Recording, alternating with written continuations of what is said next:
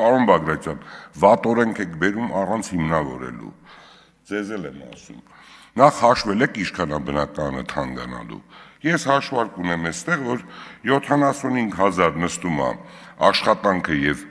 բետոնը, 22-ից 25,000 նստում է արմատուրան, հիմա եթե դուք արմատուրան թանկացնում եք, դուք ինչ գիտեք, ձեր ծախսը ինչքան արմատուրա է, բերել եք թվերը այստեղ, ինչքան արմատուրա է ծախսվում,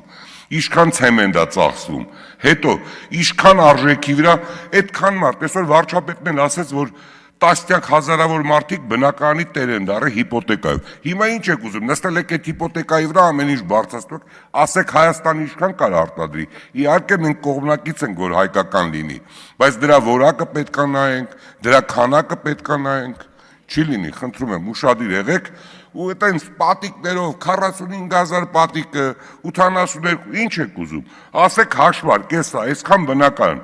հիմա տարի ու կես առաջ պարոն վարչապետն ասեց 53,000 բնակարան է կառուցվում, ես այսօր արդեն իմանում եմ, որ այդ բնակարանից 15,000-ը արդեն գործում է, ինքը կարա և վարձով տրվի, և կարան մարդիկ կան ապրեն, այն ծրագիրն է, որ Հայաստանում կարա 5 միլիոն մարդ առաջիկա 10 տարում ապրի, շնորհակալություն։